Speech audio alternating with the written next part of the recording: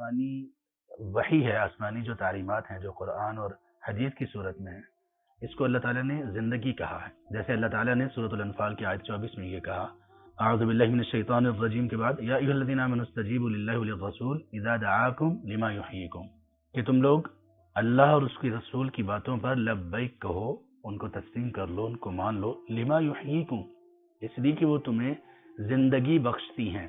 اگرچہ یہاں پر بنیادی طور پر مراد جہاد ہے، جہاد فی سبیل اللہ، لیکن اس میں تمام کی تمام تعلیمات شامل ہیں کہ اللہ سبحانہ وتعالیٰ کی تعلیمات، رسول کریم صلی اللہ علیہ وسلم کی تعلیمات تمہیں زندگی بخشتی ہیں۔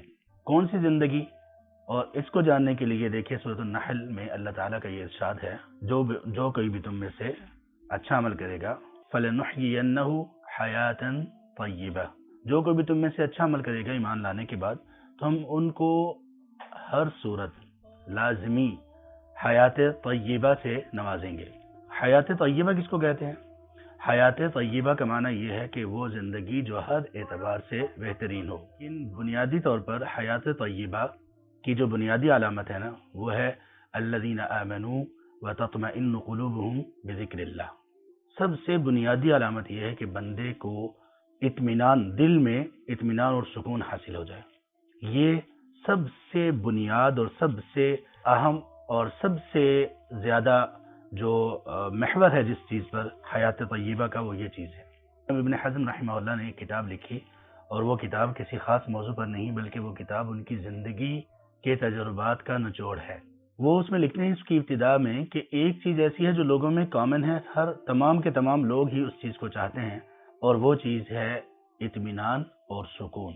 دنیا میں کوئی بھی شخص جو کام بھی کر رہا ہے وہ اس اطمینان اور سکون کے حصول کے لیے کر رہا ہے۔ کوئی کسی عادت کو پورا کر رہا ہے تو کس لیے کہ اس کو اس عادت کے پورا کرنے میں سکون ملتا ہے۔ کوئی کسی کام میں شوق رکھتا ہے، اس کو کرتا ہے، کیوں؟ اس لیے کہ اس کو اس میں سکون ملتا ہے۔ کسی کو مال و دولت میں سکون ملتا ہے، کسی کو عہدے میں، کسی کو گھومنے پھرنے میں، کسی کو بڑے سٹیٹس میں، کسی کو اس کی تعریف کی جائے تب سکون ملتا ہے، کسی کو محنت کرنے میں سکون ملتا ہے، کسی کو آرام کرنے میں ہی بس اس کا مسئلہ یہی ہوتا ہے۔ تو پھر لوگ سکون کو حاصل کرنے کے لیے یہ تمام چیزیں کرتے ہیں۔ امام ابن حزم رحمہ اللہ کہتے ہیں کہ یہ سکون ہر بندے کی تلاش ہے، ہر بندے کا بنیادی مقصد جس پر انسانیت متفق ہے، وہ ہر کام اس لیے کرتی ہے کہ اس کو سکون ملے، لیکن اس کے حصول کے لیے جو طریقہ کار اپنایا جاتا ہے وہ سب کے سب مختلف ہیں، اور سب کے سب سکون حاصل کرنے کے طریقے فیل ہو جاتے ہیں سوائے ایک طریقے کے، اور وہ طریقہ ہے ایمان کا۔ اب اس کے بعد ایمان، عمل صالح، اس کے بعد استقامت، صبر، اس کے بعد سیرت طیبہ، اخلاق وغیرہ، سب کچھ اس میں آ جائے گا۔ تو حیات طیبہ کیا ہے؟ کہ بندے کو سکون نصیب ہو جائے۔ سکون کس بات پر نصیب ہو؟ ایمان پر اور عمل پر، اور یہ علم کے بغیر نہیں ہوگا۔ یہ علم